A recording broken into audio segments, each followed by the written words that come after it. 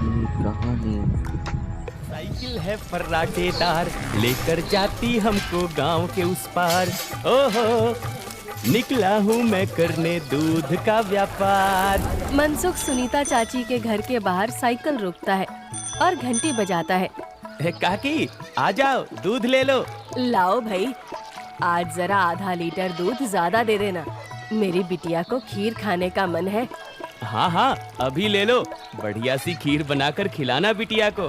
मनसुख फिर से साइकिल लेकर दूसरे घर दूध देने चला जाता है। अरे मनसुख भाई, ये लो तुम्हारे दूध के पैसे, आज महीना पूरा हो गया ना? हाँ दीदी, लाओ दो, आपका हिसाब एकदम साफ रहता है, आप एकदम समय पर पैसे दे देती हो। अरे मनसुख भैया, तुम गांव में सबसे सस्ता दूध देते हो और रोज समय पर भी आते हो, तो फिर हमारा तो फर्ज बनता है ना कि तुम्हें समय से तुम्हारे पैसे दें। अरे आपका धन्यवाद दीदी। अच्छा, मैं चलता हूँ। हाँ, इस दूध वाले की ज्यादा तारीफ नहीं कर रही थी तुम? अरे तो और क्या, सच ही तो कह रही थी, मैंने कुछ गलत कहा क्या? अरे मनसुख इतना ईमानदार है बेचारा।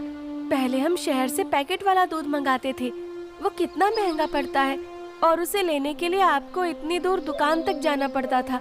बेचारा मनसुख तो घर तक दूध दे जाता है और पैसे भी शहर वाले दूध से कम लेता है। और तो और। अरे बस बस भाग्यवान, और ना बताओ, मैं समझ गया कि मनसुख बहुत बेचारा और ईमानदार है। अब मुझे माफ करो और जरा अभी लाती हूँ। उधर मनसुख अपना सारा काम खत्म करके घर पहुँच जाता है। अरे आप आ गए, आज देरी हो गई। अरे पूछो मत, साइकिल का टायर रास्ते में पंचर हो गया था, उसे ठीक कराने में बहुत देर लग गई। ओहो, तो आप एक मोटर गाड़ी क्यों नहीं खरीद लेते? इस साइकिल पर काहे चलते हैं जब ये इतनी खटारा है तो? ताकि मैं भोला, सीधा और गरीब लग सकूं। क्या क्या मतलब? अरे अगर मैं मोटर गाड़ी से चलने लगा तो गांव वाले सोचेंगे नहीं कि इस गरीब दूध वाले के पास इतना पैसा आखिर आया कहां से? हाँ, कहां से? क्या दूध बेचकर और कैसे? लेकिन सबको पता है कि सिर्फ दूध बेचकर कोई मोटर गाड़ी खरीदने के लायक नहीं हो जाता है। मनसुख ताजा दूध निकालकर उसमें अरारोट मिलाने लगता है।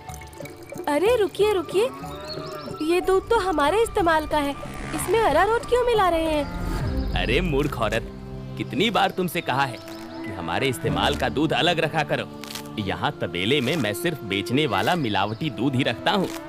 जी जी, माफ करिएगा, अभी हटा देती हूँ। गांव वालों की सोच के विपरीत मनसुख राम तो एक बहुत ही लालची और चालाक दूध वाला था। मीना दूध हटाकर ले जाती है और मनसुख हंसता हुआ खुद से कहता है, गांव वालों की नजर में मैं एक बेचारा गरीब दूध वाला हूँ, तो वही रहने दो। मेरा असली चेहरा कभी किसी के सामने नहीं आ पाएगा। और मैं ऐसे ही मिलावटी दूध बेच बेच कर बहुत सारा धन जमा करता रहूंगा। मनसुख की धोखेबाजी की गाड़ी ऐसे ही मजे से चल रही थी। एक दिन उस गाड़ी में सवार होने के लिए कुछ और यात्री भी आ गए। एक दिन मनसुख साइकिल से दूध बेचकर वापस घर जा रहा था और फिर से उसकी साइकिल पंचर हो गई। अरे ये खटारा तो नाक में दम कर रखी है, फिर से इसको बनवाना पड़ेगा। मनसुख छोटू पंचर वाले की दुकान पर जाता है। अरे भैया, फिर से आ गए आप? अरे अब तो आप एक नई साइकिल ले ही लो, आपकी साइकिल का पंचर बनाते बनाते हम थक गए भाई। अरे कहाँ छोटू भाई, घर में दाना पानी चल जाए वही बहुत है, अब कहाँ नई साइकिल खरीदेंगे हम जैसे गरीब। छोटू साइकिल ठीक करने लगता है और मनसुख वहीं खड़ा रहता है। बगल में एक भजिया वाले की दुकान थी। अरे भैया, इसे ठीक करने में 15-20 मिनट लगेगा, आप कब तक खड़े रहेंगे? जाइए सामने जाकर भजिए वाले की दुकान पर बैठ जाइए ना। अच्छा ठीक है, जब काम हो जाए तो मुझे बुला लेना। मनसुख भजिया वाले के पास जाकर कहता है, लाओ भैया, जरा एक प्लेट भुजिया खिलाओ। हाँ भैया, अभी लो। मनसुख के ठीक सामने दो आदमी बैठे हुए थे। दोनों कुछ विचित्र से दिख रहे थे, जैसे वसूली करने वाले गुंडे हों। मनसुख जरा संभल कर बैठ जाता है। अचानक से उनमें से एक आदमी को जोर से खांसी आने लगती है। अरे कैसी भजिया बनाई है तूने? नालायक। अरे अरे क्या हुआ भैया जी? अरे जल्दी पानी लाओ। अरे भैया, पानी तो खत्म हो गया है, मैं अभी कुएं से लेकर आता हूँ। तो क्या तब तक मैं खांसता ही रहूंगा। मनसुख जल्दी से उठकर अपनी साइकिल में लगे कैन से थोड़ा दूध लेकर आता है। लो भैया, इससे तुम्हें राहत मिलेगी। वो आदमी जल्दी से दूध पी लेता है और उसकी खांसी रुक जाती है। अब जाकर आराम मिला। तुम्हारा धन्यवाद। कोई बात नहीं भैया, इंसान ही इंसान के काम आता है ना। ये लो भैया आपकी भजिए। अच्छा, मैं अभी पानी भर के लाता हूँ। कहीं किसी और को जरूरत पड़ी तो पहले से रहना चाहिए ना। जब भजिया वाला चला जाता है तो मनसुख को अकेला पाकर वो गुंडे जैसा दिखने वाला आदमी मनसुख से कहता है, काफी शुद्ध दूध बेचते हो। क्या क्या मिलाया था दूध में?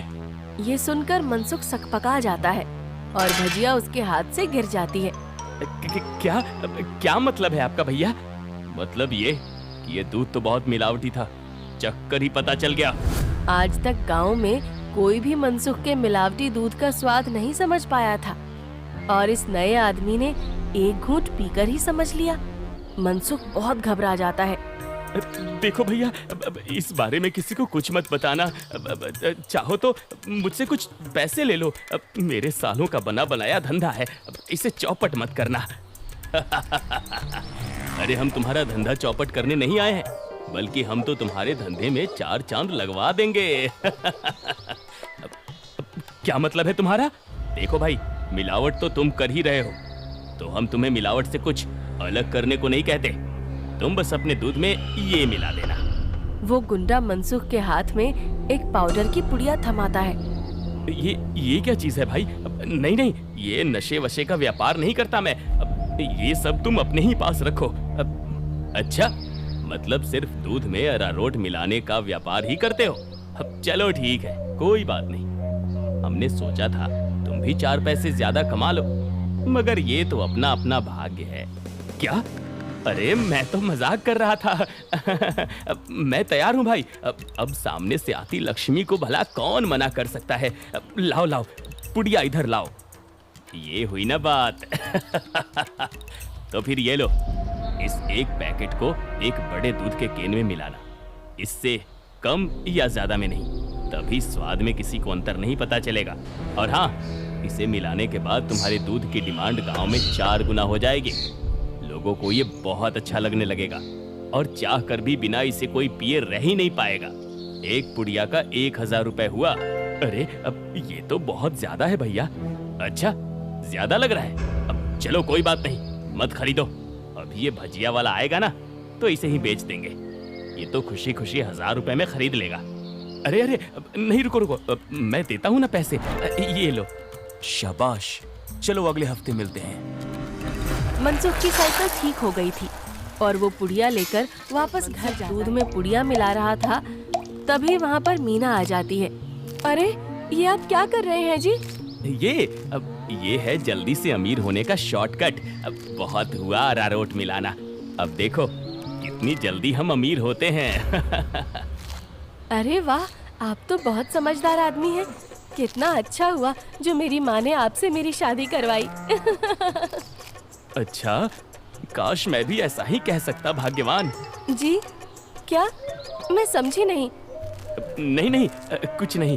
अच्छा ठीक है, मैं खाना बना रही हूँ, आप जल्दी से हाथ मुंह धोकर आ जाइए। 1 हफ्ता बीत गया और मनसुख के दूध की डिमांड वाकई में बढ़ गई थी। उसे अच्छा खासा मुनाफा होने लगा था और उसका लालच भी अब 2 गुना हो गया था। मुझे कम से कम 10 पुड़िया दे दो, लेकिन हमेशा संभल कर इसका इस्तेमाल करना। कुछ भी हो जाए, हमने जितना बोला है उससे ज्यादा पाउडर मत मिलाना दूध में, वरना लेने को देने पड़ सकते हैं। हाँ हाँ, मैं ध्यान रखूंगा। मनसुख रोज की तरह सुनीता काकी के घर में दूध देने जाता है और आवाज लगाता है, काकी आ जाओ, दूध ले लो। मनसुख के आवाज लगाने पर अंदर से सुनीता काकी की जगह एक जवान लड़का आता है। लाओ भैया, दूध मुझे दे दो। अरे आप कौन है? आपको पहले तो कभी गांव में नहीं देखा। अरे मनसुख, ये मेरा भतीजा है, अपने पिताजी के साथ यहाँ कुछ दिनों के लिए छुट्टी पर आया है। अच्छा, छुट्टी पर? शहर में क्या नौकरी करते हो भैया? पुलिस में हूँ। पुलिस का नाम सुनते ही मनसुख घबरा जाता है और उसके हाथ से बर्तन छूट जाता है। सारा दूध नीचे गिर जाता है। अरे अरे, ये क्या हो गया? ये दूध कैसे गिर गया? वो गलती से हाथ से बर्तन फिसल गया था काकी। कोई बात नहीं, दूसरा दूध दे दो। वो अरे नहीं, आज तो दूध खत्म हो गया है काकी। मैं कल आता हूँ ना। अच्छा, अब मैं चलता हूँ। हाँ? इतना कहकर मनसुख जल्दी से वहाँ से भाग जाता है। मनोज और सुनीता दोनों को मनसुख की ये हरकत बहुत अजीब लगती है। ये इसे क्या हो गया? इसने ऐसा तो पहले कभी नहीं किया। होगी जरूर कोई बात। खैर चलिए अंदर चलते हैं बुआ जी। आज तो बाल बाल बचा। कहीं उस पुलिस वाले को सच का पता चल जाता तो आज तो मैं गया काम से। बाकी की जिंदगी जेल के अंदर काटनी पड़ती। उफ। अरे क्या हुआ जी? आप ऐसे हाँफ क्यों रहे हैं? फिर से कुत्तों ने दौड़ा दिया था क्या? अरे चुप करो तुम। तुम्हारे ही बोलने की कमी है इस वक्त। अब जाओ यहाँ से। मेरे सर में दर्द हो रहा है, उसे और मत बढ़ाओ। क्या आप भी? मैं जब भी बोलती हूँ पता नहीं कैसे आपके सिर में दर्द होने लग जाता है। ओफो, तुम्हारे सामने आकर बैठना ही पाप है। मैं जा रहा हूँ यहाँ से। मनसुख गुस्से में घर से बाहर जाने लगता है और तभी वो देखता है कि सामने से मनोज चला आ रहा है। अरे दादा रे, ये वापस यहाँ क्यों आ रहा है? मनसुख जल्दी से वापस घर के अंदर भाग जाता है। देखा, नहीं रह पाए ना मेरे बिना। हाँ। अरे चुप करो तुम, जब देखो तब बकवास। क्या मैं अंदर आ सकता हूँ? जी आप यहाँ आइए आइए। हाँ, वो दूध गिर गया था ना, तो बुआ जी ने कहा कि आपके घर आकर दूध ले जाऊं। बड़ा विश्वास है उन्हें आप पर। मैंने कहा कि पास की किसी दुकान से जाकर दूध ले आऊं, लेकिन उन्होंने कहा कि मनसुख भाई के वहां से ही दूध लेकर आओ। अरे ऐसी बात है क्या? ये तो काकी का बड़प्पन है, वरना मैं तो बस मामूली सा दूध वाला हूँ। अच्छा, ऐसा लगता तो नहीं है। गांव में तो आपके बहुत चर्चे हैं। मैंने तो आज तक किसी आम दूध वाले का इतना नाम नहीं देखा है।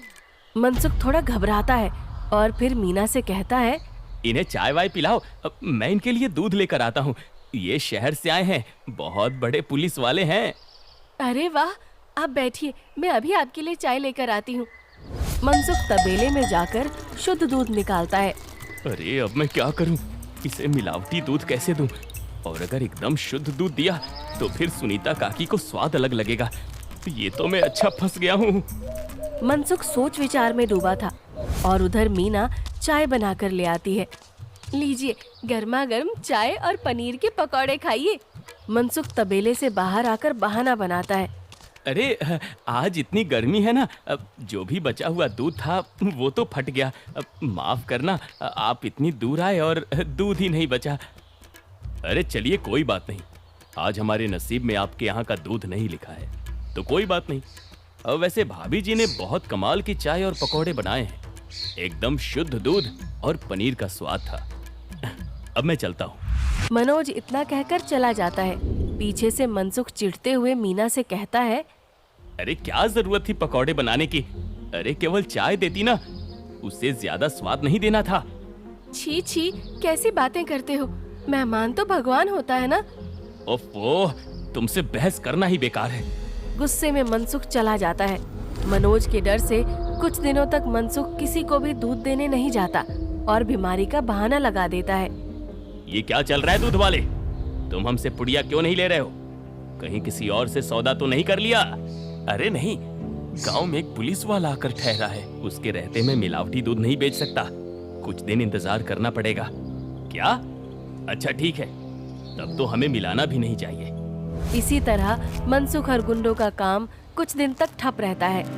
एक दिन अचानक से मनसुख देखता है कि मनोज सवेरे ही बैग लेकर स्टेशन की तरफ जा रहा था।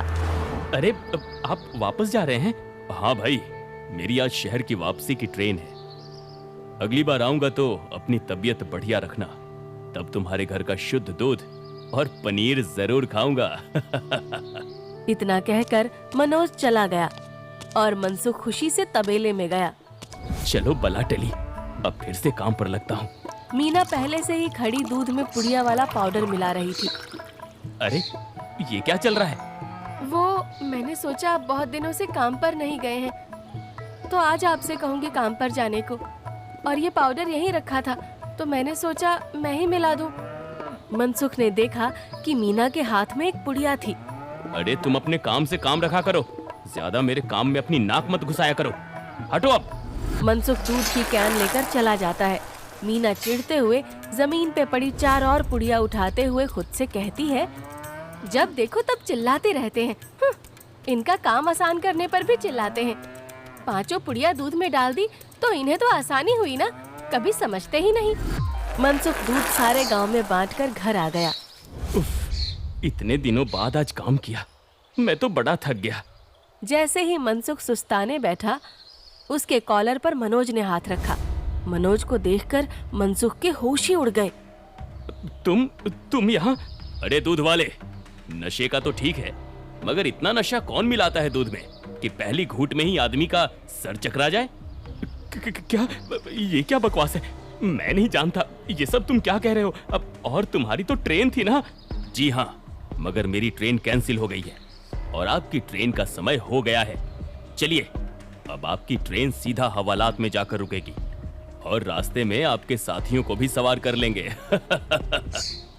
मतलब? मैं जैसे ही घर वापस गया, बुआ जी ने मुझे 1 गिलास दूध दिया। दूध पीते ही पता चला कि उसमें कितना नशा था और मेरे जाते ही तुम्हारी तबीयत एकदम ठीक हो गई। बस मैं समझ गया कि क्या हेरा फेरी कर रहे हो तुम। नहीं, कोई हेरा फेरी नहीं है, मैंने कुछ नहीं किया। जरूर किसी ने मुझे फंसाया होगा। शहर से मैंने अपनी टीम बुला ली है, बाकी की तहकीकात तो वो लोग करेंगे। फिलहाल तुम चलो मेरे साथ थाने, बाकी के सवाल जवाब वहीं होंगे। मनोज घसीटकर मनसुख को थाने ले गया और पूरे गांव को लालची चालाक दूध वाले का असली चेहरा दिख गया। मनसुख के साथ साथ उसके साथी भी पकड़े गए।